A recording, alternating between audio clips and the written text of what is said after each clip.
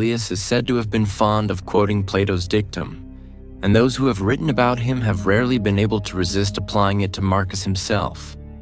And indeed, if we seek Plato's philosopher-king in the flesh, we could hardly do better than Marcus, the ruler of the Roman Empire for almost 2 decades and author of the immortal Meditations. Yet the title is one that Marcus himself would surely have rejected. He never thought of himself as a philosopher. He would have claimed to be at best a diligent student and a very imperfect practitioner of a philosophy developed by others. As for the imperial throne, that came almost by accident. When Marcus Annius Verus was born in AD 121, bystanders might have predicted a distinguished career in the Senate or the imperial administration. They could hardly have guessed that he was destined for the imperial purple, or seen in their mind's eye the lonely bronze horseman whose upraised hand greets us from the Capitoline Hill in Rome across 2,000 years. Marcus sprang from a distinguished enough family. The year of his birth coincided with his grandfather's second tenure of the consulship. In theory, Rome's highest office, though now of largely ceremonial importance.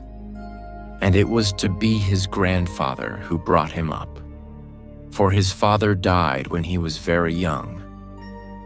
Marcus makes reference in the Meditations to his father's character as he remembered it or heard of it from others, but his knowledge must have been more from stories than from actual memories. Of the remainder of his childhood and his early adolescence, we know little more than can be gleaned from the Meditations.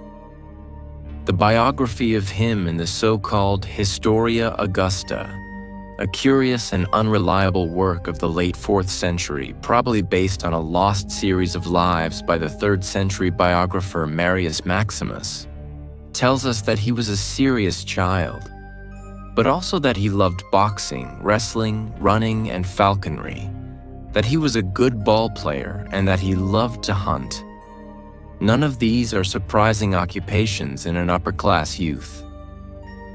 Book 1 of the Meditations offers glimpses of Marcus's schooling, and we can fill out the picture by what is known of upper-class education generally at this period. His first instructors, like the unnamed teacher mentioned in Meditations 1.5, were probably slaves, from whom he would have mastered the rudiments of reading and writing. At a later stage, he would have been handed over to private tutors to be introduced to literature, especially, no doubt, Virgil's great epic, the Aeneid. But literature served only as a preparation for the real goal. This was rhetoric, the key to an active political career under the Empire, as it had been under the Republic.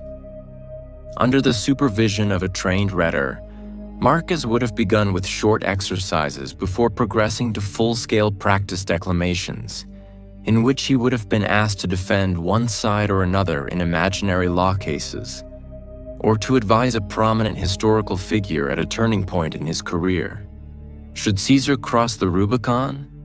Should Alexander turn back at the Indus? Why or why not? Such training was conducted in Greek as well as Latin. Since at least the beginning of the 1st century BC, the Roman upper classes had been essentially bilingual, and Marcus's spoken and written Greek would have been as fluent as the French of a 19th century Russian aristocrat or the Chinese of a Heian Japanese courtier. Marcus would have read Homer's Iliad and Odyssey and the tragedies of Euripides side by side with the Aeneid, and studied the speeches of the great Athenian orator Demosthenes as intensively as those of the Roman statesman Cicero. It was Greek writers and artists who constituted the intellectual elite at the capital. When in later life the emperor conversed with his court physician Galen, he would have done so in the latter's native tongue. Above all, Greek remained overwhelmingly the language of philosophy. In the late Republic and early Empire, Writers like Lucretius, Cicero, and Seneca had worked to create a philosophical literature in Latin with notable success. But the great thinkers, Plato, Aristotle, Theophrastus, Zeno, Chrysippus, Epicurus, etc., had all been Greeks. Serious philosophical investigation required a familiarity with the language they wrote in and the terminology they developed. That Marcus composed his own meditations in Greek is natural enough. In 137, when Marcus was 16, a crucial event took place. The reigning emperor, Hadrian, was childless. An illness had brought him near to death a year previously, and it was clear that he would not live forever. Hadrian owed his throne to his adoption by his predecessor and distant relative Trajan. Following Trajan's example, Hadrian had designated the distinguished aristocrat Lucius Caionius Commodus to succeed him. In 137, however, Caionius died unexpectedly, and Hadrian was forced to cast about for a new successor. His choice fell on the childless senator Antoninus, whom he selected with the proviso that Antoninus should in turn adopt Marcus, his nephew by marriage, along with Caionius's son Lucius Verus, then aged 7. Marcus took on the family name of his adopted father, becoming Marcus Aurelius Antoninus. Hadrian's death the following year left Marcus first in line for the throne. His education and that of the younger Verus were now matters of still greater concern, and it is clear that no expense was spared. For training in Greek rhetoric, he was entrusted to Herodes Atticus, a fabulously wealthy Athenian rhetorician whose tempestuous relations with his family, fellow citizens, and the imperial court itself would have furnished ample material for a soap opera. His instructor in Latin oratory was Marcus Cornelius Fronto, a prominent rhetorician from Cirta in North Africa. By an accident of fate, many of Fronto's letters to Marcus have survived, and they illustrate the close relationship between student and teacher. They also suggest Fronto's regret at seeing Marcus move away from rhetoric to delve ever more deeply into philosophy. The first book of the Meditations pays tribute to a number of philosophers from whom Marcus learned, both formally and informally, and he is likely to have studied with or listened to many others. Marcus would have learned much outside the classroom as well. For training in legal and political matters, an informal apprenticeship bound aristocratic youths to older public figures, men like Junius Rusticus, whose influence Marcus chronicles in 1.7. But the single greatest influence was surely Marcus's adopted father, Antoninus Pius. Marcus would have watched as Antoninus received embassies, tried legal cases, and dictated letters to his deputies. Meanwhile, Marcus's own position as heir apparent was signaled in various ways. In 140, he served as consul at the age of 19, and would serve again in 145. In the same year, he married Antoninus's daughter Faustina, to whom he pays tribute in Meditations 1.17.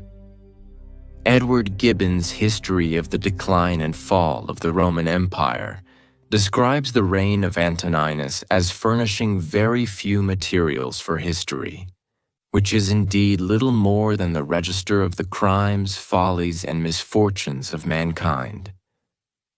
It furnishes equally little material for Marcus's biography.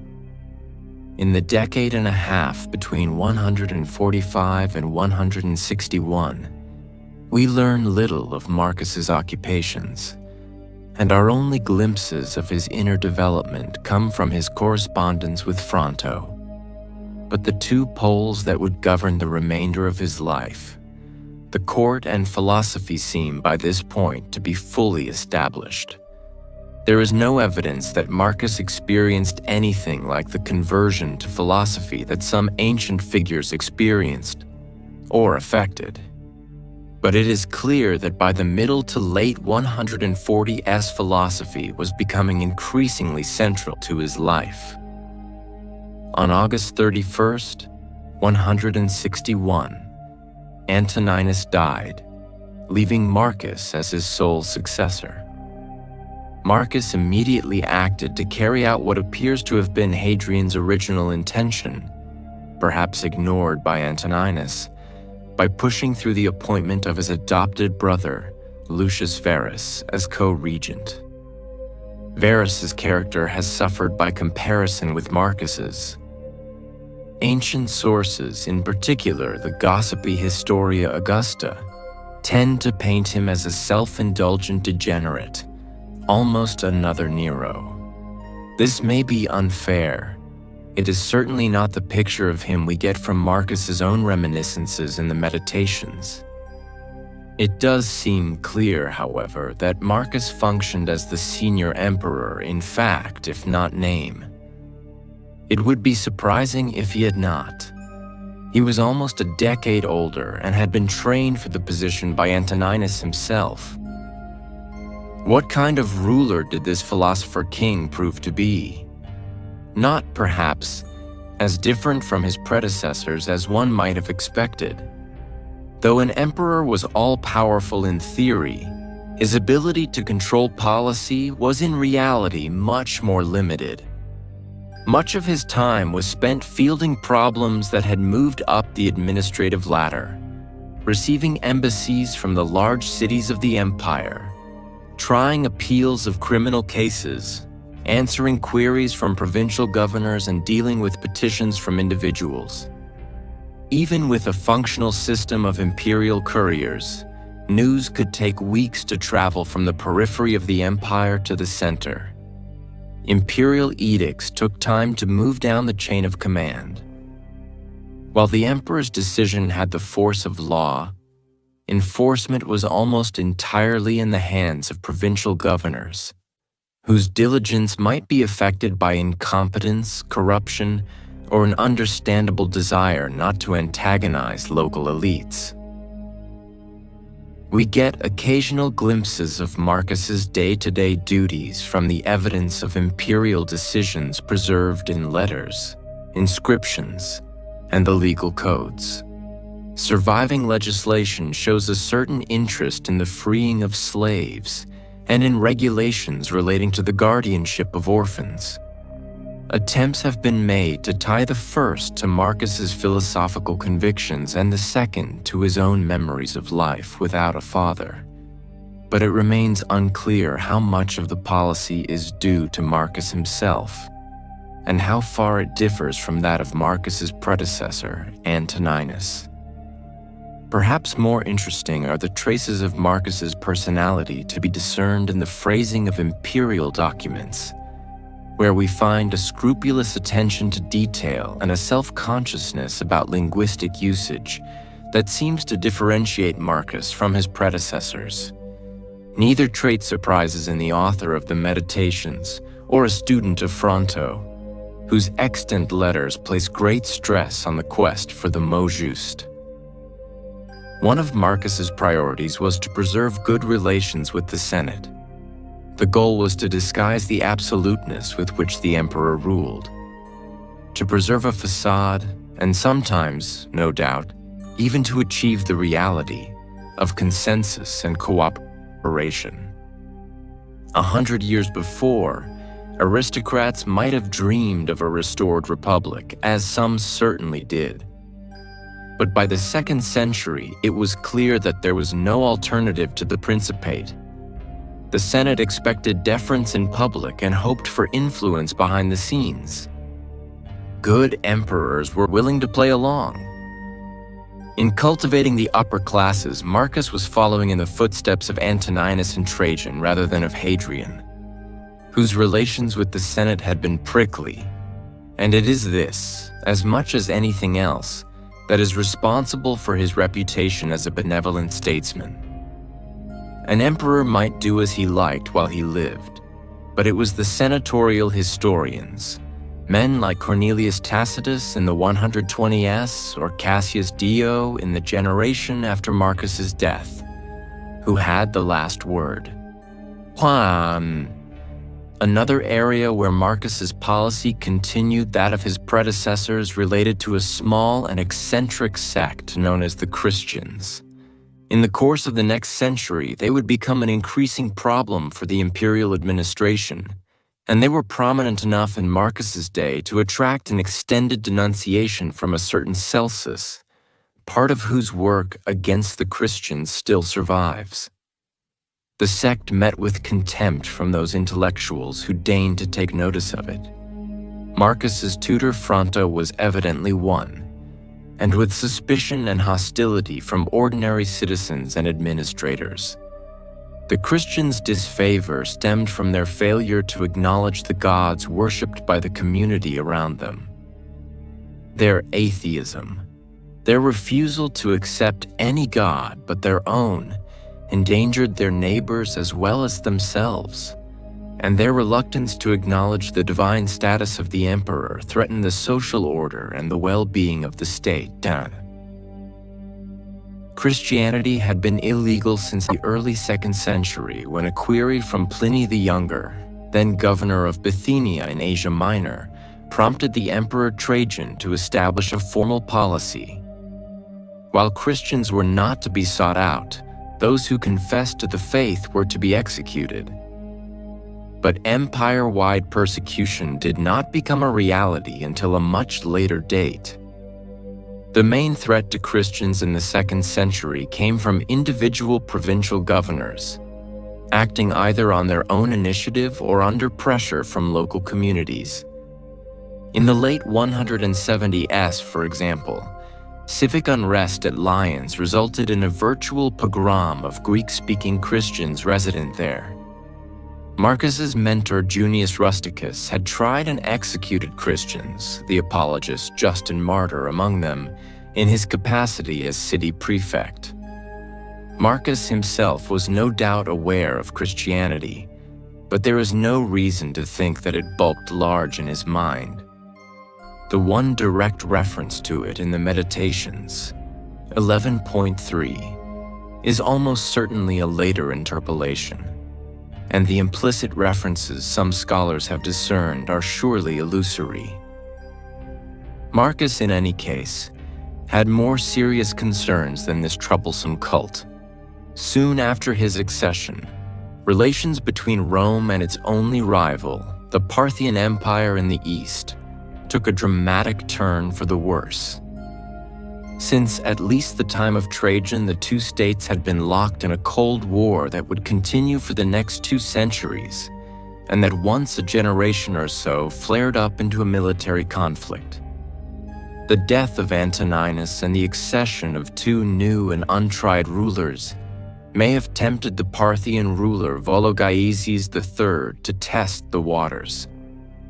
In 162, his forces occupied Armenia and wiped out a Roman garrison that had gone to the rescue.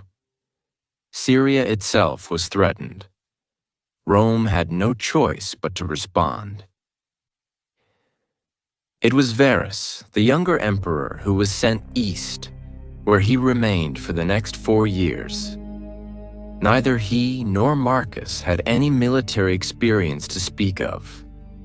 Antoninus's peaceful reign had given little scope for it, and the day-to-day conduct of the war was no doubt left to the professionals. After initial setbacks, the Romans rallied, and under such commanders as the dynamic young Avidius Cassius, forced the Parthians to sue for peace. Parthia would remain a threat, but one that could be dealt with by diplomatic means for the immediate future. Varus and his senior colleague had no time to bask in their triumph, however. Within a year, the empire was in the grip of a devastating plague, apparently brought back from the east by Lucius's troops. Its effects may not have been quite as apocalyptic as later writers suggest, but the death toll was certainly high, and it also delayed the emperor's response to a second threat. This was the increasing instability on the empire's other border, the northern frontier that separated Rome from the barbarian peoples of Germany, Eastern Europe, and Scandinavia. During this period, a number of these tribes were under pressure from peoples farther north and reacted by moving across the empire's borders, not for conquest, but in search of land to settle. Rome's reaction alternated between aggressive resistance and attempts at accommodation. Its failure to develop a workable policy would eventually result in the collapse of the Western Empire some 3 centuries later. In some places, a line could be drawn. Hadrian's Great Wall, stretching across Britain, was intended to secure the empire's most distant frontier.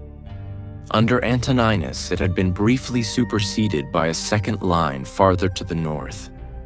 But such fortifications were impracticable on the continent, and it was there that the threat was concentrated. Rome still remembered the catastrophe of AD 9, when the Roman general Varus and 3 legions had marched into the forests of Germany, never to return. In the 2nd century, the greatest source of anxiety was the area farther south, roughly corresponding to modern-day Romania and Hungary. Trajan's conquest of Dacia 2 generations before had cleared out a possible source of trouble, but the potential for friction remained. In Marcus's day, 3 peoples presented a special problem: the Quadi, the Marcomanni, and the Jazyges, also called Sarmatians. The removal of 3 legions to Parthia had seriously weakened the Roman position on the northern frontier, and barbarians took advantage of the situation. In 168, Marcus and Varus marched north to deal with them.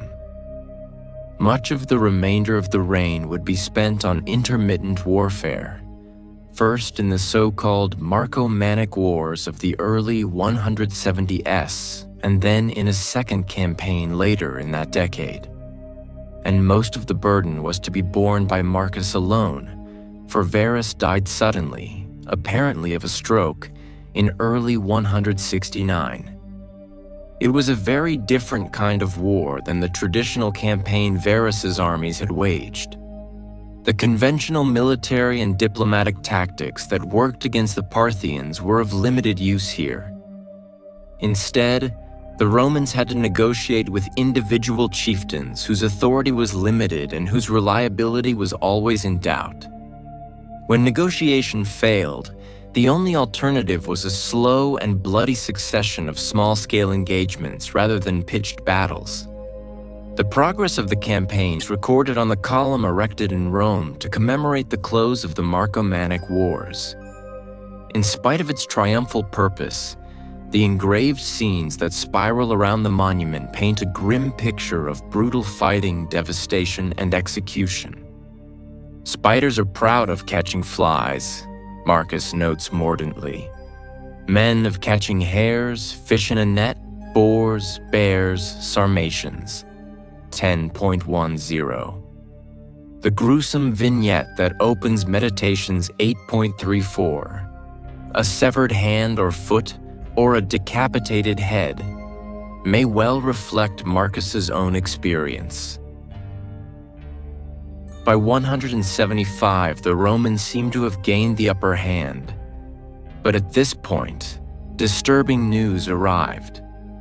Avidius Cassius, who had distinguished himself as a general during the Parthian War and who as governor of Syria now served as virtual regent of the Eastern Empire, had revolted and declared himself emperor. Some of the eastern provinces, notably Cappadocia, remained loyal to Marcus, but Cassius was recognized as emperor throughout much of the east, and in particular in Egypt, whose grain supply was crucial to the capital. Civil war seemed inevitable, and was prevented only by Cassius's assassination at the hands of a subordinate. Marcus was nevertheless obliged to travel east to reassert his authority. taking with him Faustina, who died in the course of the journey. He visited the major cities of the East, Antioch and Alexandria, arriving finally at Athens, where he was initiated into the Eleusinian Mysteries, a set of mystic rites connected with the worship of Demeter, the goddess of agriculture. Now in his 50s, Marcus was in declining health, and the revolt of Cassius had only underlined the need to make arrangements for the succession. Faustina had borne at least 13 children, many of whom had died young. By the mid-170s, Marcus had only one surviving son, Commodus, just entering his teens. There was no reason for Marcus to continue the policy of adoption followed by his predecessors, and there is no reason to think he even considered it. The years that follow see Commodus's rapid promotion to a position not far short of co-emperor. He was consul in 177 at the age of 15. In the same year, he was accorded all the major imperial privileges, except for the post of Pontifex Maximus, the head of the Roman state religion, held by the reigning emperor alone, and for life, pietat. The gains of the Marcomannic Wars had not proved permanent, and in 178, Marcus and Commodus marched north again. 2 years later, Marcus died at age 58, the first emperor to pass on the throne to his son since Vespasian a century before. Sadly, Commodus's performance did not bear out whatever promise Marcus had discerned in him. He was to be remembered as a dissolute tyrant, a second Caligula or Nero whose many defects were only emphasized by the contrast with his father. His assassination after a 12-year reign would usher in the first in a series of power struggles that would burden the empire for the next century. Philosophical background. The composition of the Meditations is normally dated to the 170s.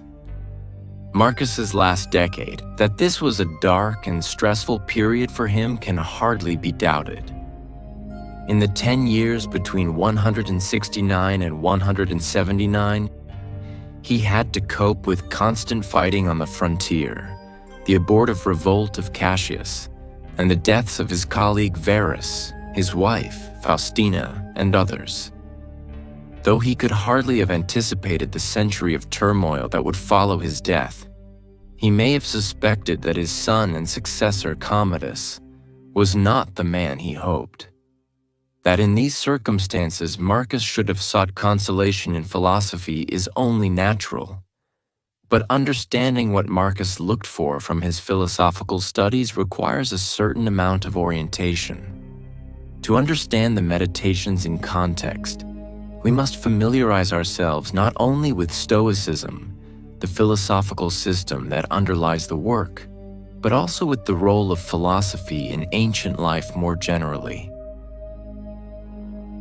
Today, philosophy is an academic discipline, one that few people other than professional philosophers would consider central to their everyday existence. While we may think of ourselves as having a philosophy of life, it bears little relation to what goes on in the philosophy departments of our universities.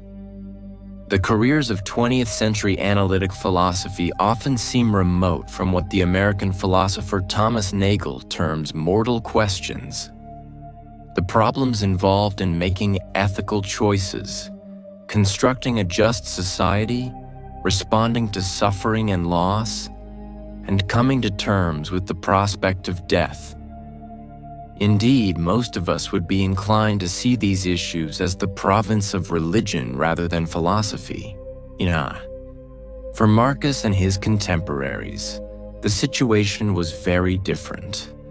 Ancient philosophy certainly had its academic side. Athens and other large cities had publicly financed chairs of philosophy, and professional philosophers taught, argued, and wrote as they do today. But philosophy also had a more practical dimension. It was not merely a subject to write or argue about, but one that was expected to provide a design for living. a set of rules to live one's life by. This was a need not met by ancient religion, which privileged ritual over doctrine and provided little in the way of moral and ethical guidelines. Nor did anyone expect it to. That was what philosophy was for. And philosophy in the modern sense is largely the creation of one man, the 5th century BC Athenian thinker Socrates. But it is primarily in the Hellenistic period that we see the rise of philosophical sects, promulgating coherent belief systems that an individual could accept as a whole and which were designed to explain the world in its totality. Of these Hellenistic systems, the most important, both for Romans in general and for Marcus in particular, was the Stoic school. The movement takes its name from the Stoa, porch or portico, in downtown Athens, where its founder, Zeno, 262 BC, taught and lectured. Zeno's doctrines were reformulated and developed by his successors. Cleanthes, 232 BC, and Chrysippus, 280 C. 206 BC. Chrysippus in particular was a voluminous writer, and it was he who laid the foundations for systematic Stoicism. This early academic Stoicism is the source of certain key terms and concepts that reappear frequently in the Meditations, and proper understanding of Marcus's approach requires some familiarity with the system as a whole. Iates, Stoicism. Of the doctrines central to the Stoic worldview, perhaps the most important is the unwavering conviction that the world is organized in a rational and coherent way. More specifically, it is controlled and directed by an all-pervading force that the Stoics designated by the term logos. The term, from which English logic and the suffix logi derive, has a semantic range so broad as to be almost untranslatable. At a basic level, it designates rational, connected thought, whether envisioned as a characteristic, rationality, the ability to reason, or as the product of that characteristic, an intelligible utterance or a connected discourse. Logos operates both in individuals and in the universe as a whole. In individuals, it is the faculty of reason. On a cosmic level, it is the rational principle that governs the organization of the universe. 1. In this sense, it is synonymous with nature, providence, or God. When the author of John's Gospel tells us that the Word, Logos, was with God and is to be identified with God, he is borrowing Stoic terminology. What?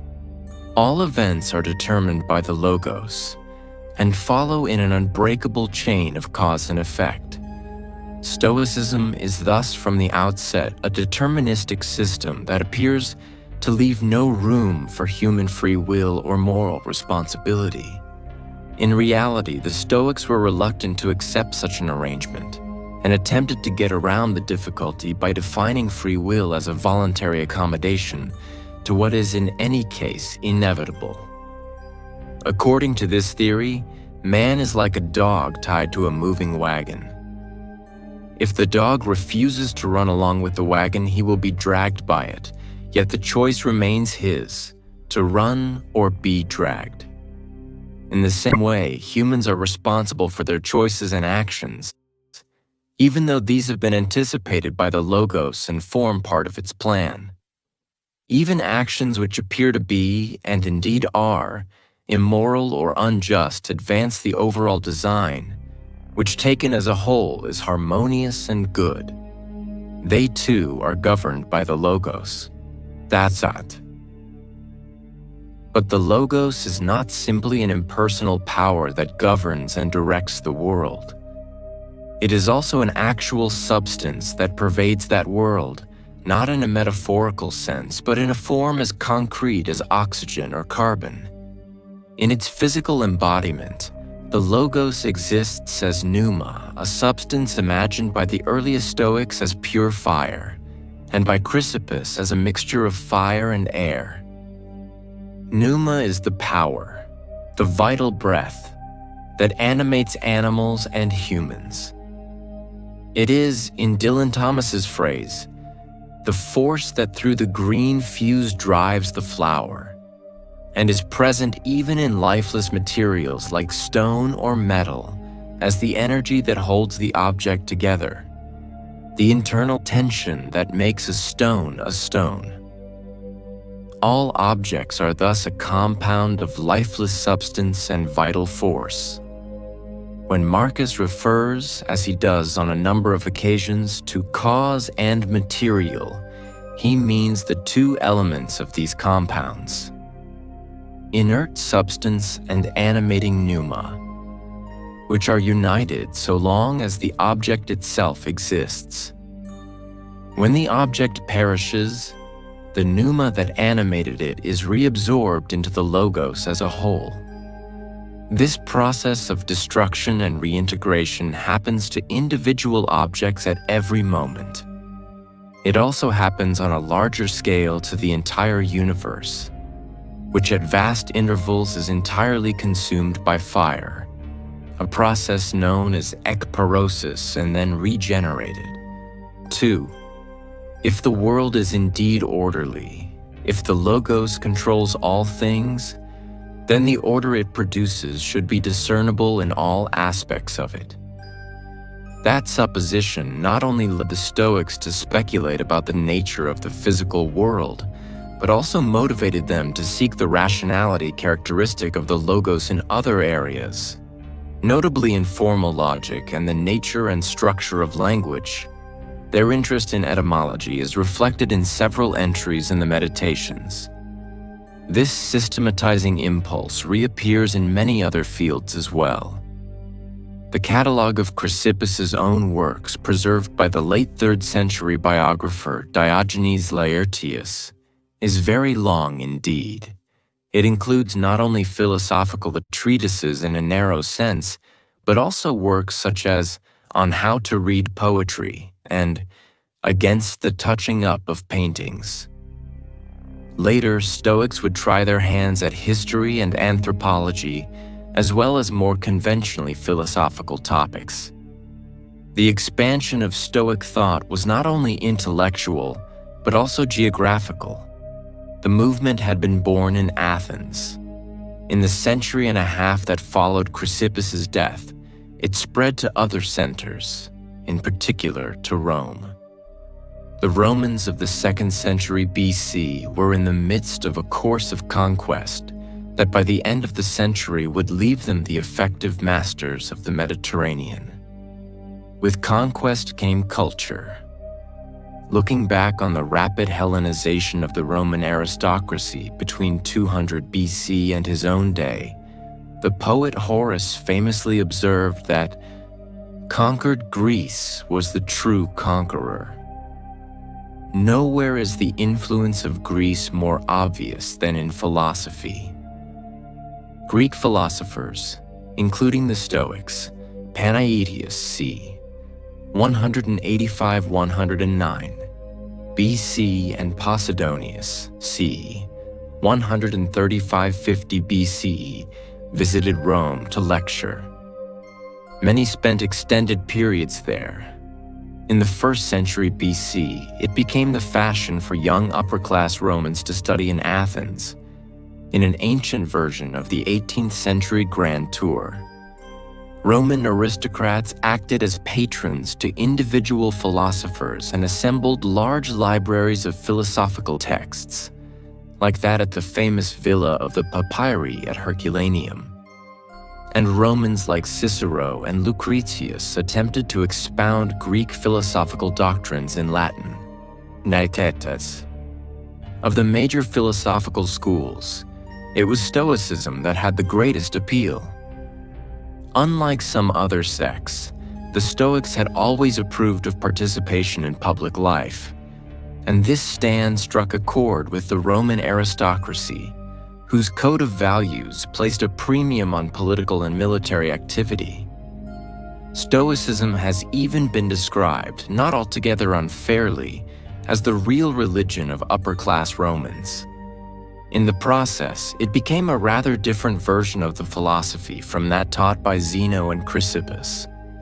Perhaps the most important development was a shift in emphasis, a narrowing of focus. Early and middle Stoicism was a holistic system. It aimed to embrace all knowledge, and its focus was speculative and theoretical. Roman Stoicism, by contrast, was a practical discipline, not an abstract system of thought, but an attitude to life. Partly for historical reasons, it is this Romanized Stoicism that has most influenced later generations. Indeed, the application of the adjective Stoic to a person who shows strength and courage in misfortune probably owes more to the aristocratic Roman value system than it does to Greek philosophers. Stoicism in its later form was a system inspired as much by individuals as by texts or doctrines. One of its most distinguished adherents was Marcus Cato, known as Cato the Younger to distinguish him from his great-grandfather, prominent a century earlier.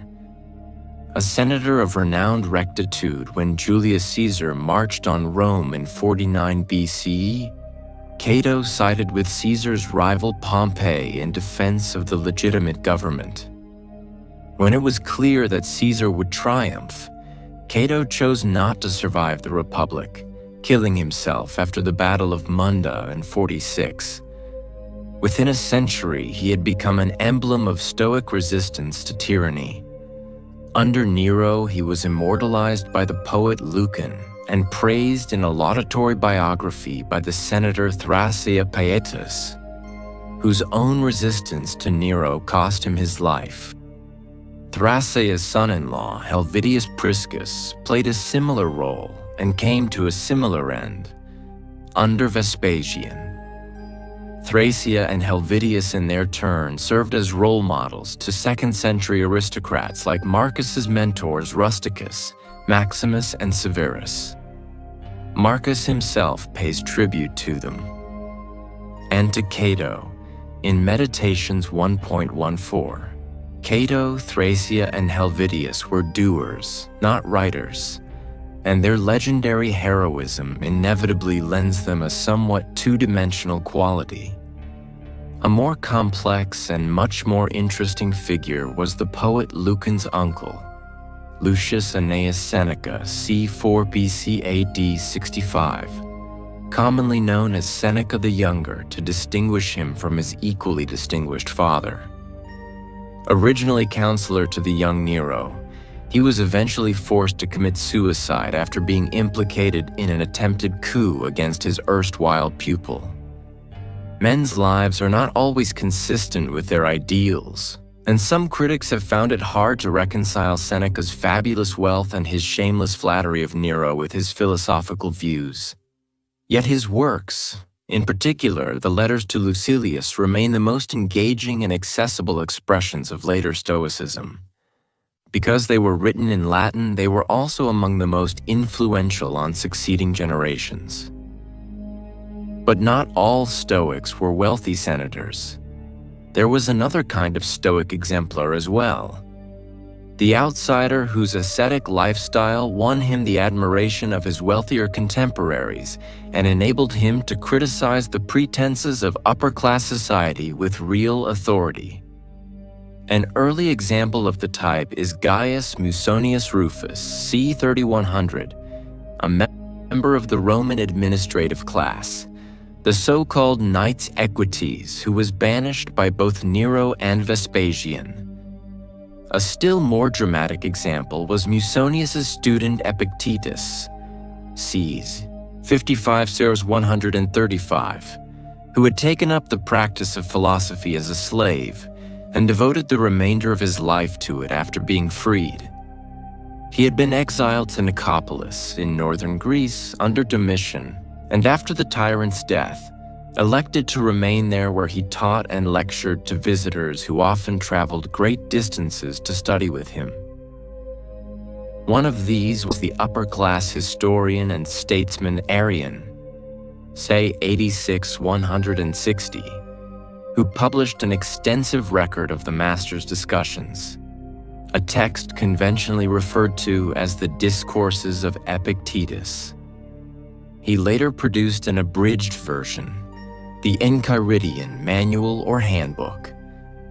Epictetus seems to have been an especially important figure for Marcus. He thanks his philosophical mentor Rusticus for introducing him to Epictetus's lectures, either the discourses themselves or a private set of lecture notes.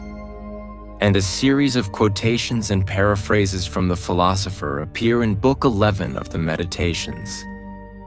And Arrian's abridged Enchiridion provides the closest literary parallel to the Meditations itself, not only in its content, but also in its form, a series of relatively short and unrelated entries. Stoicism and the Meditations. The late Stoicism of Epictetus is a radically stripped-down version of its Hellenistic predecessor, a philosophy which had learnt much from its competitors and had almost forgotten parts of itself. 3. Both these tendencies, the narrowing of the field and the eclectic borrowing from non-Stoic sources, can be discerned also in the Meditations. Chrysippus and his followers had divided knowledge into 3 areas, logic, physics, and ethics, concerned, respectively, with the nature of knowledge, the structure of the physical world, and the proper role of human beings in that world.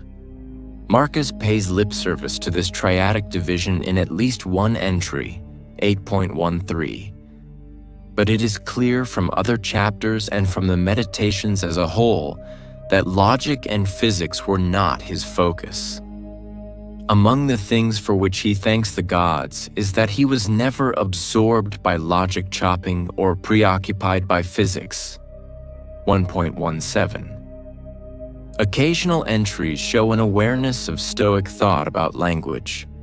The etymological pun in 8.57 is perhaps the clearest example. But they are the exception, not the rule.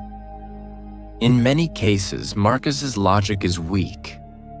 The logic of the rhetorician, not of the philosopher. It is rare to find a developed chain of reasoning like that in Meditations 4.4. His interest in the nature of the physical world is limited to its relevance to human problems. About one of the basic Stoic physical doctrines, the notion of the periodic conflagration ekpyrosis that ends a cosmic cycle, Marcus adopts an agnostic position, though he was not alone in this. To him, it was ethics that was the basis of the system. Just because you've abandoned your hopes of becoming a great thinker or scientist, don't give up on attaining freedom, achieving humility, serving others. 7.67. The questions that the Meditations tries to answer are primarily metaphysical and ethical ones. Why are we here? How should we live our lives? How can we ensure that we do what is right? How can we protect ourselves against the stresses and pressures of daily life? How should we deal with pain and misfortune? How can we live with the knowledge that someday we will no longer exist? It would be both pointless and impertinent to try to summarize Marcus's responses. The influence of the Meditations on later readers springs in part from the clarity and insistence with which he addresses these questions. It may be worthwhile, however, to draw attention to one pattern of thought that is central to the philosophy of the Meditations, as well as to Epictetus, and that has been identified and documented in detail by Pierre Hadot. This is the doctrine of the 3 disciplines, the disciplines of perception, of action, and of the will. The discipline of perception requires that we maintain absolute objectivity of thought, that we see things dispassionately for what they are. Proper understanding of this point requires a brief introduction to the Stoic theory of cognition. We have seen that for the Stoics, universal order is represented by the logos. The logos infuses and is wielded by our hegemonic on, literally, that which guides, which is the intellective part of our consciousness. In different contexts, it can approximate either will or character, and performs many of the functions that English speakers attribute to the brain or the heart. 4. One of its primary functions is to process and assess the data we receive from our senses. At every instant, the objects and events in the world around us bombard us with impressions. As they do so, they produce a fantasia, a mental impression. From this, the mind generates a perception hypolepsis, which might best be compared to a print made from a photographic negative. Ideally, this print will be an accurate and faithful representation of the original, but it may not be. It may be blurred, or it may include shadow images that distort or obscure the original.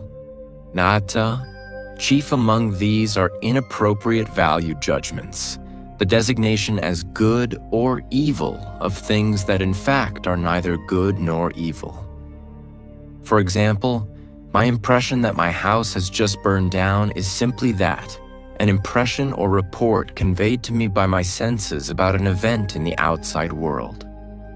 By contrast, my perception that my house has burned down and I have thereby suffered a terrible tragedy includes not only an impression, but also an interpretation imposed upon that initial impression by my powers of hypolepsis. It is by no means the only possible interpretation, and I am not obliged to accept it. I may be a good deal better off if I decline to do so. It is, in other words, not objects and events, but the interpretations we place on them that are the problem. Our duty is therefore to exercise stringent control over the faculty of perception, with the aim of protecting our mind from error. The second discipline, that of action, relates to our relationship with other people. Human beings, for Marcus as for the Stoics generally, are social animals, a point he makes often. For example, 5.16,8.59,9.1. All human beings possess not only a share of the logos, but also the ability to use it. That is what makes us human and distinguishes us from other animals. But it would perhaps be more accurate to say that we are participants in the logos, which is as much a process as a substance. Marcus himself more than once compares the world ruled by logos to a city in which all human beings are citizens, with all the duties inherent in citizenship. As human beings, we are part of nature, and our duty is to accommodate ourselves to its demands and requirements, to live as nature requires, as Marcus often puts it. To do this, we must make proper use of the logos we have been allotted and perform as best we can the functions assigned us in the master plan of the larger, cosmic logos, of which it is a part. This requires not merely passive acquiescence in what happens, but active cooperation with the world, with fate, and above all, with other human beings. We were made, Marcus tells us over and over, not for ourselves, but for others, and our nature is fundamentally unselfish. In our relationships with others, we must work for their collective good, while treating them justly and fairly as individuals. Marcus never defines what he means by justice, and it is important to recognize what the term implies and what it does not. All human beings have a share of the logos, and all have roles to play in the vast design that is the world. But this is not to say that all humans are equal or that the roles they are assigned are interchangeable. Marcus, like most of his contemporaries, took it for granted that human society was hierarchical, and this is borne out by the images he uses to describe it. Human society is a single organism, like an individual human body or a tree. But the trunk of the tree is not to be confused with the leaves, or the hands and feet with the head. Our duty to act justly does not mean that we must treat others as our equals. It means that we must treat them as they deserve. And their deserts are determined in part by their position in the hierarchy. Stoicism's emphasis on the orderliness of the universe implies a similar orderliness and harmony in its parts. And part of its appeal to upper-class Romans may have been that it did not force its adherents to ask difficult questions about the organization of the society they lived in. 5. The third discipline, the discipline of will, is in a sense the counterpart to the second, the discipline of action. The latter governs our approach to the things in our control, those that we do. The discipline of will governs our attitude to things that are not within our control, those that we have done to us, by others or by nature. We control our own actions and are responsible for them. If we act wrongly, then we have done serious harm to ourselves, though not, it should be emphasized, to others or to the logos. By contrast, things outside our control have no ability to harm us. Acts of wrongdoing by a human agent, torture, theft, or other crimes, harm the agent, not the victim. Acts of nature such as fire, illness, or death can harm us only if we choose to see them as harmful. When we do so, we question the benevolence and providence of the logos and thereby degrade our own logos. This, of course, we must not do. Instead, we must see things for what they are. Here, the discipline of perception is relevant, and accept them. By exercising the discipline of will, or what Epictetus calls, in a phrase quoted by Marcus, the art of acquiescence. For if we recognize that all events have been foreseen by the Logos and form part of its plan, and that the plan in question is unfailingly good, as it must be, then it follows that we must accept whatever fate has in store for us, however unpleasant it may appear, trusting that in Alexander Pope's phrase, whatever is right. This applies to all obstacles and apparent misfortunes, and in particular to death, a process that we cannot prevent, which therefore does not harm us, and which accordingly we must accept willingly as natural and proper. Together, the three disciplines constitute a comprehensive approach to life, and in various combinations and reformulations, they underlie a large number of the entries in the Meditations. We see them laid out starkly and explicitly in Meditation 7.54. Everywhere, at each moment, you have the option to accept this event with humility, will, to treat this person as he should be treated, action, to approach this thought with care so that nothing irrational creeps in, perception.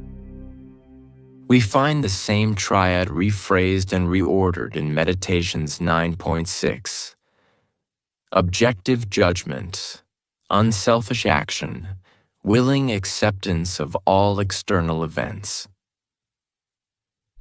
And we find it in a more subtle form underlying Meditations 8.7. Progress for a rational mind means not accepting falsehood or uncertainty in its perceptions, making unselfish actions its only aim, seeking and shunning only the things it has control over, embracing what nature demands of it, the nature in which it participates, as the leaf's nature does in the trees. A score of other entries could be cited. The almost obsessive repetition of these 3 points suggests that they lie at the very heart of Marcus's thought and of his project in the Meditations. Other influences? Marcus Aurelius is often thought of and referred to as the quintessential Stoic.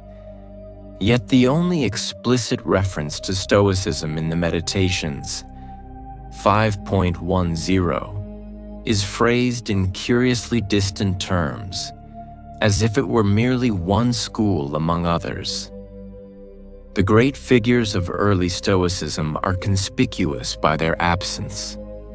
Neither Zeno nor Cleanthes is mentioned in the Meditations, and Chrysippus appears only twice, quoted once in passing for a pithy comparison, 6.42, and included with Socrates and Epictetus in a list of dead thinkers, 7.19.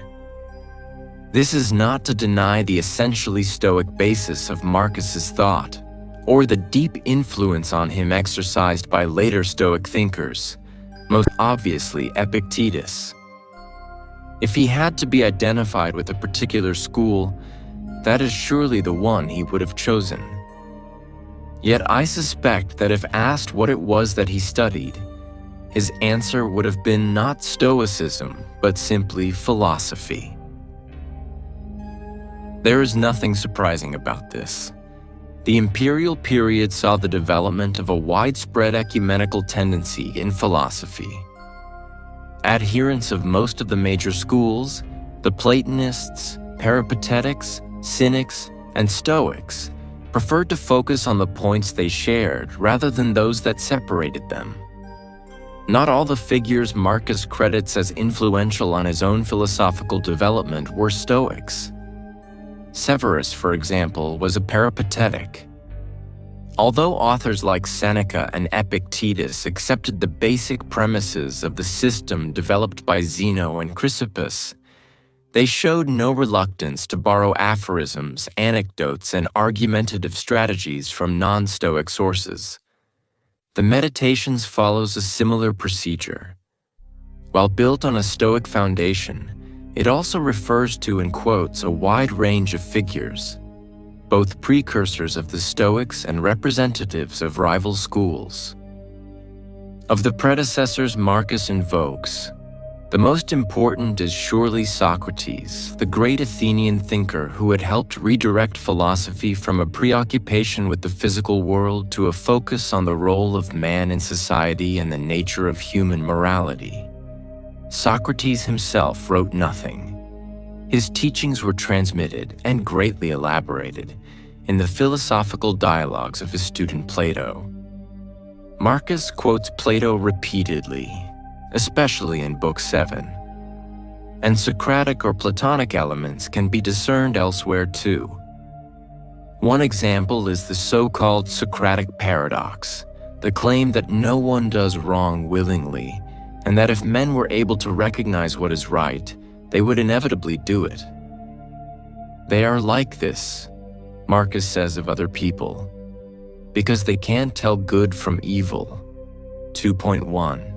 And he repeats this assertion elsewhere. Me. Socrates' character was as important as his doctrines. His legendary endurance and self-denial made him an ideal model for the Stoic philosopher, or any philosopher. His refusal to compromise his philosophical beliefs led him to make the ultimate sacrifice when he was put on trial at the age of 70 on trumped-up charges of impiety. His display of integrity at the trial and his comportment in the days leading up to his execution made it easy to view him as a forerunner of first-century Stoic martyrs like Thrasea or Helvidius Priscus, and it is in this light that Marcus evokes him in Meditations 7.66. Of Socrates' predecessors, the so-called pre-Socratic thinkers, the most important, both for Marcus and the Stoics generally, was Heraclitus, the mysterious figure from Ephesus in modern-day Turkey, whose Zen-like aphorisms were proverbial for their profundity and obscurity alike. Heraclitus's philosophical system ascribed a central role to logos and to fire as the primordial element. Both elements were naturally congenial to the Stoics and may well have influenced them. Heraclitus is mentioned in a handful of entries in the Meditations, 4.46, 6.47, but his doctrines can be traced in many others. Moreover, his concision and epigrammatic phrasing anticipate the kind of enigmatic apothegm we find in a number of entries. The best revenge is not to be like that. 6.6. Straight, not straightened. 7.12.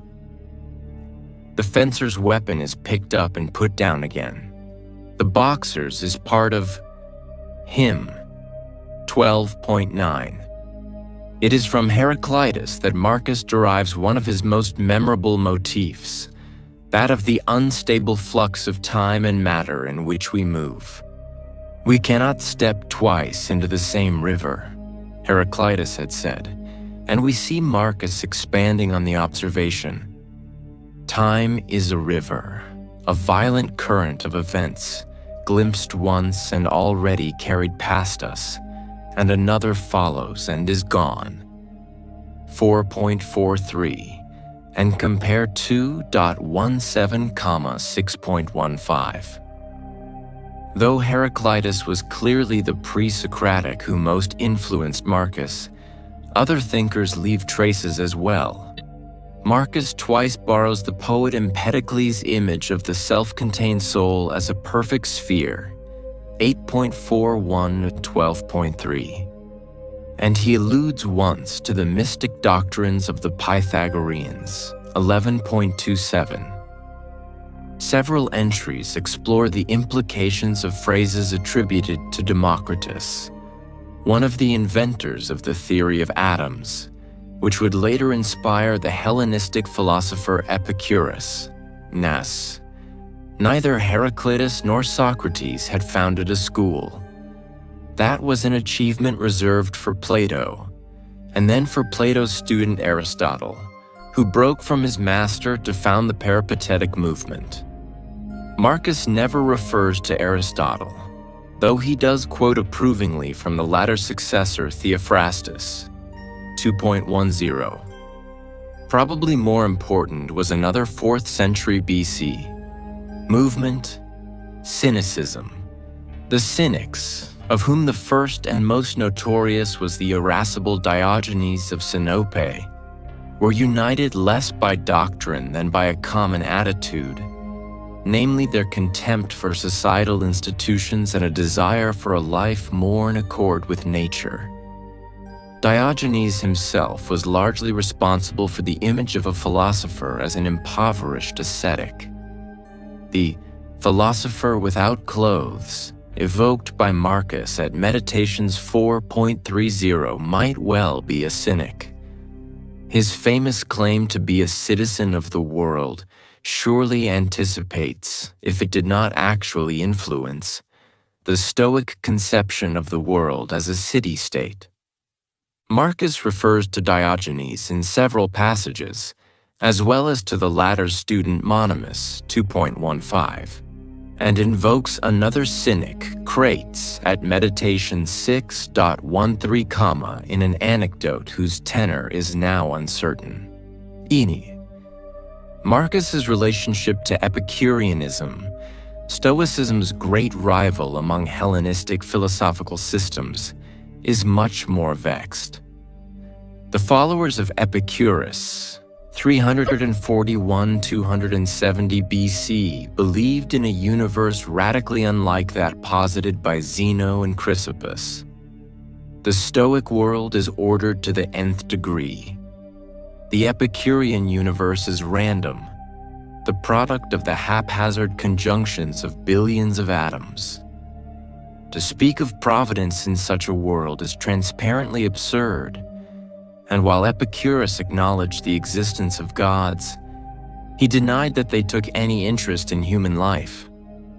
As for humans, our role is simply to live as best we can, making the most of what pleasures are available to us, and insulating ourselves as far as possible from pain and anxiety. In particular, we are to feel no anxiety about death, which consists simply in the dissolution of our component atoms. This process is not only inevitable but harmless, for the simple reason that after death, there is no us to suffer harm. Although the sect numbered not a few prominent Romans among its adherents, it never attained the success of Stoicism and was regarded with genial contempt by most outsiders. The quietism endorsed by the Epicureans was obviously difficult to reconcile with an active public life, an important Roman value, and the Epicurean equation of the good with pleasure was bound to raise eyebrows among conservative Romans. Eat, drink, and be merry was popularly supposed to be the Epicureans' motto, though Epicurus himself had been quite explicit in identifying pleasure with intellectual contemplation, rather than the vulgar enjoyment of food and sex.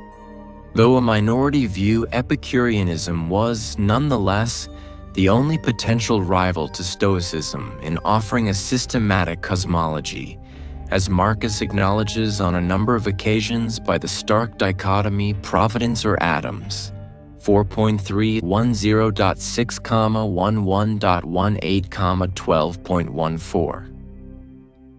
Marcus normally seems to view Epicureanism with disapproval, as we would expect. In Meditations 6.10, he contrasts the Epicurean universe, founded on mixture, interaction, dispersal, with the components of the Stoic system. Unity, order, design, clearly to the advantage of the latter. Should we not be ashamed to fear death, he asks in another entry, when even the Epicureans disdain it? 12.34. But other entries suggest a less dismissive attitude.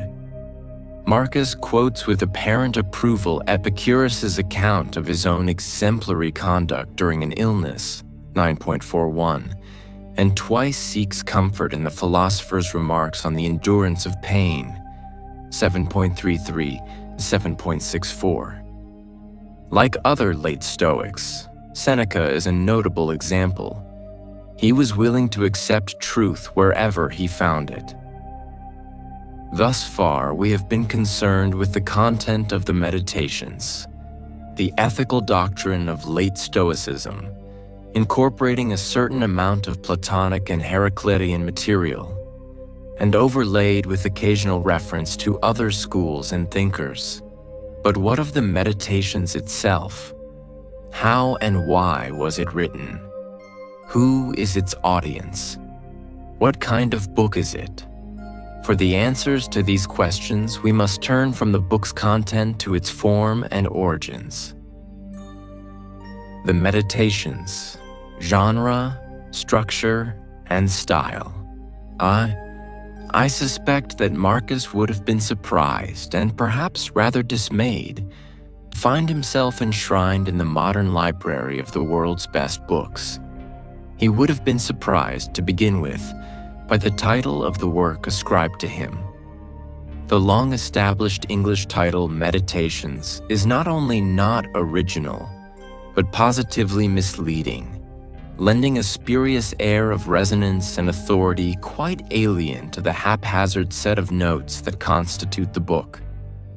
In the lost Greek manuscript used for the first printed edition, itself many generations removed from Marcus's original, the work was entitled To Himself, Eis Heauton. This is no more likely than Meditations to be the original title, though it is at least a somewhat more accurate description of the work. 6. In fact, it seems unlikely that Marcus himself gave the work any title at all, for the simple reason that he did not think of it as an organic whole in the first place.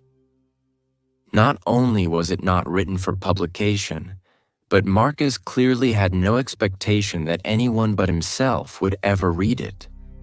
The entries include a number of cryptic references to persons or events that an ancient reader would have found as unintelligible as we do. While a contemporary might have recognized some of the figures mentioned in Meditations 8.25 or 12.27, for example, no ancient reader could have known what was in the letter that Rusticus wrote from Sinuessa. 1.7. What Antoninus said to the customs agent at Tusculum. 1.16. Or what happened to Marcus at Caieta. 1.17. Elsewhere, Marcus reflects directly on his role as emperor, in terms that would be quite irrelevant to anyone else. We find him worrying about the dangers of becoming imperialized. 6.30.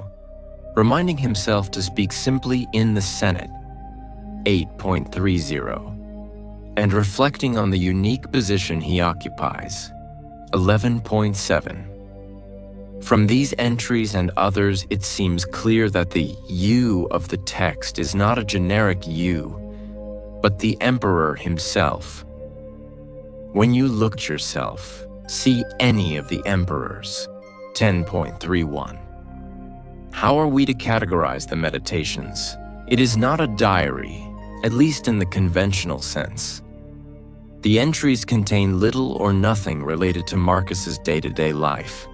Few names, no dates, and, with two exceptions, no places. It also lacks the sense of audience, the reader over one's shoulder, that tends to characterize even the most secretive diarist. Some scholars have seen it as the basis for an unwritten larger treatise, like Pascal's Pensées or the notebooks of Joseph Joubert. Yet the notes are too repetitive, and in a philosophical sense, too elementary for that. The entries perhaps bear a somewhat closer resemblance to the working notes of a practicing philosopher. Wittgenstein's Zettel, say, or the Cahiers of Simone Weil. Yet here, too, there is a significant difference. The Meditations is not tentative and exploratory, like the notes of Wittgenstein or Weil, and it contains little or nothing that is original. It suggests not a mind recording new perceptions or experimenting with new arguments, but one obsessively repeating and reframing ideas long familiar, but imperfectly absorbed. Perhaps the best description of the entries is that suggested by the French scholar Pierre Hadot. They are spiritual exercises, composed to provide a momentary stay against the stress and confusion of everyday life. A self-help book in the most literal sense. A revealing comment in this context is Meditations 5.9, where Marcus reminds himself not to think of philosophy as your instructor, but as the sponge and egg white that relieve ophthalmia as a soothing ointment. On this reading, the individual entries were composed not as a record of Marcus's thoughts or to enlighten others, but for his own use, as a means of practicing and reinforcing his own philosophical convictions. Such an interpretation accounts for several aspects of the entries that would otherwise be puzzling. It explains the predominance of the imperative in the text. Its purpose is not to describe or reflect, let alone to meditate, but to urge, direct, and exhort. 7. And it explains also the repetitiveness that strikes any reader of the work almost immediately, the continual circling back to the same few problems. The entries do not present new answers or novel solutions to these problems, but only familiar answers reframed. It was precisely this process of reframing and re-expressing that Marcus found helpful. That's The recognition that the entries are as much process as product also accounts for the shapelessness and apparent disorder of the work. We do not know by whom or on what basis the individual books of the Meditations were arranged. The order may be chronological, or partly chronological, or wholly arbitrary. The arrangement of the individual entries may or may not be Marcus's own, though its very randomness suggests that it goes back to the author. A later editor would have been tempted to group together thematically similar entries, and perhaps to tie up some of the more obvious loose ends. Nor can we always be sure where individual entries begin and end. In some cases, this is a question Marcus himself might not have been able to answer. 8. A special position is occupied by Book 1, which is distinguished from the rest of the work by its autobiographical nature and by the greater impression of conscious design and ordering apparent in it. It consists of 17 entries in which Marcus reflects on what he learned from various individuals in his life, either directly or from their example. Hence the title I've given the section here, Debts and Lessons, which has no warrant in the transmitted text. The entries roughly mirror the chronology of Marcus's early life, from his older relatives to his teachers, to his adopted father, Antoninus, and ultimately to the gods. 9.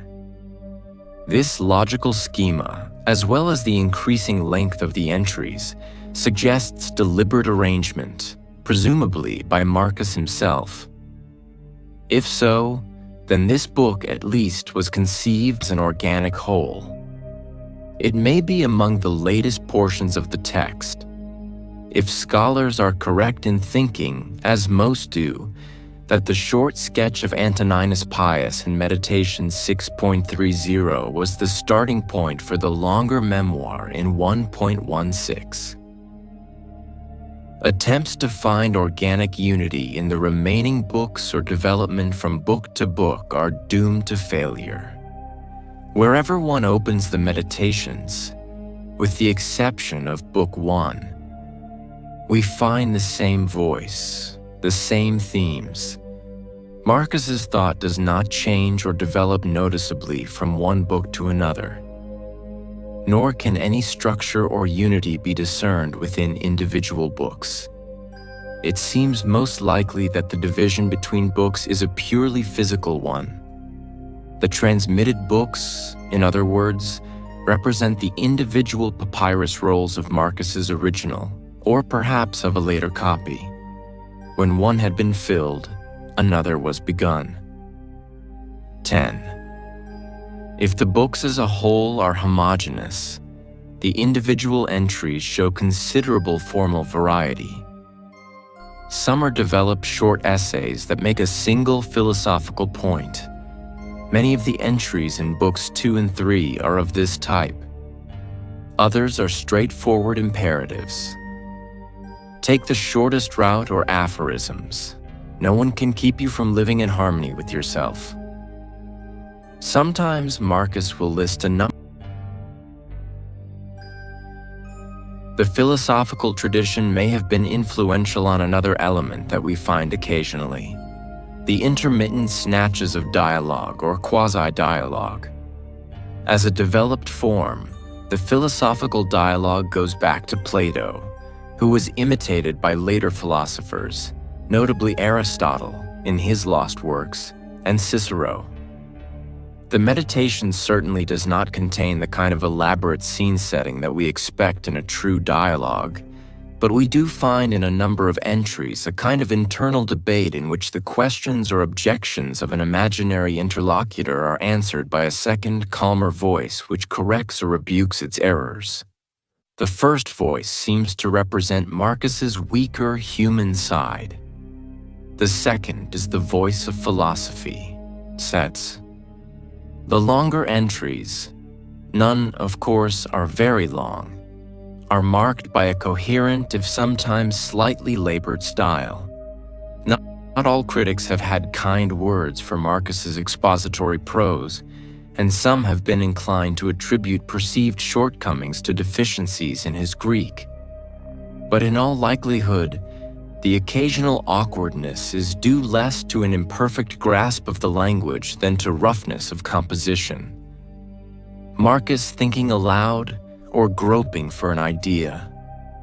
The same explanation may underlie one of the most noticeable features of Marcus's prose, namely his tendency to string together pairs of near-synonymous words and phrases, as if uncertain whether he has hit the target the first time.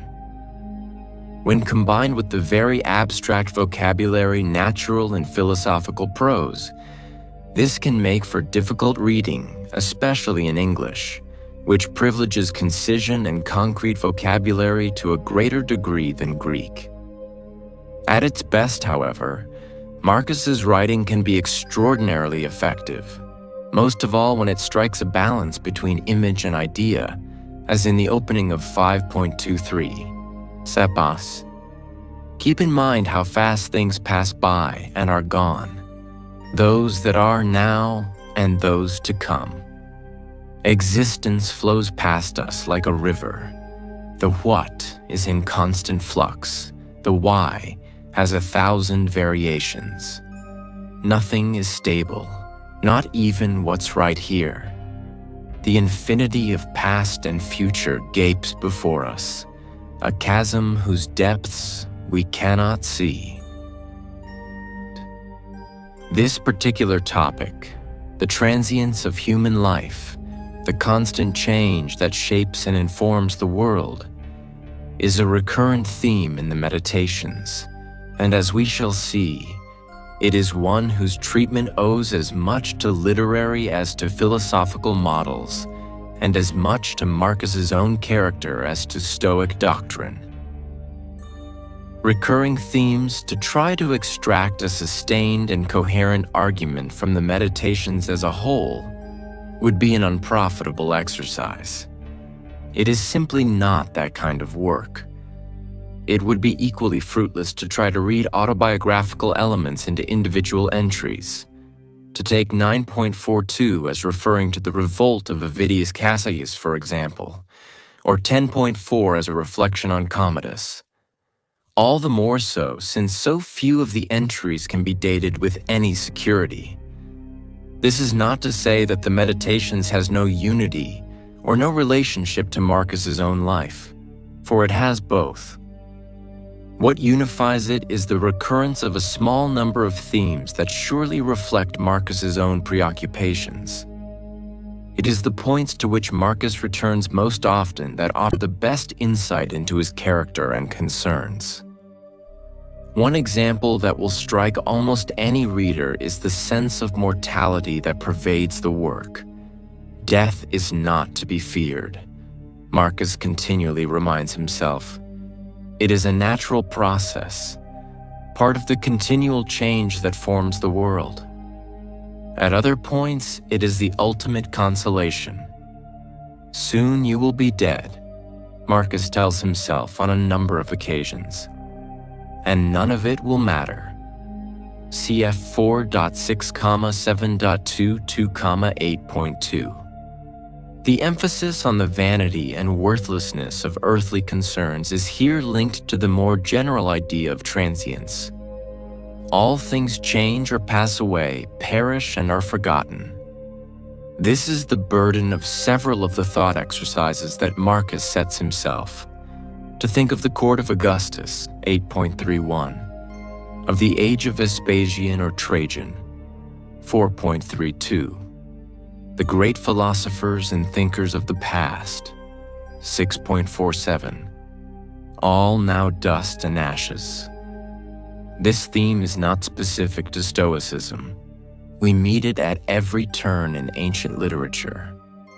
Marcus himself quotes the famous passage in Book 6 of Homer's Iliad, in which the lives of mortals are compared to leaves that grow in the spring, flourish for a season and then fall and die to be replaced by others. 10.34. He would have recognized the sentiment in other writers too, from the melancholy Greek lyric poet Mimnermus, who develops and expands on Homer's simile, to the Roman lawyer Servius Sulpicius, writing to his friend Cicero on the death of the latter's daughter. I want to share with you something that brought me not a little consolation, in hopes that it might have the same effect on you. On my way back from Asia, on the voyage from Aegina to Megara, I gazed at the lands we passed. Aegina was behind me, Megara before me, Piraeus on the starboard side, Corinth to port, towns which flourished once upon a time and now lie fallen and in ruins before our eyes. And I said to myself, alas, and will you, Servius, not restrain your grief and recall that you were born a mortal? Believe me, the thought was no small consolation to me. This is not a point modern grief counselors would be inclined to dwell on, but it is one that Marcus would have understood perfectly, and its appeal to him casts light on both his character and his background. Marcus may have been a Stoic, but he was also a Roman, influenced not only by Zeno and Chrysippus, but by Homer and Virgil. Virgil is nowhere mentioned in the Meditations, and in a Greek work could hardly be quoted or alluded to, but there is a note of melancholy that runs through the work that one can only call Virgilian. Other concerns surface as well. A number of entries discuss methods of dealing with pain or bodily weakness of other sorts.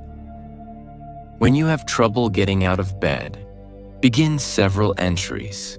5.1, 8.12. A persistent motif is the need to restrain anger and irritation with other people, to put up with their incompetence or malice, to show them the errors of their ways. Several entries focus on the frustrations of life at court, nowhere more present than when Marcus tells himself to stop complaining about them.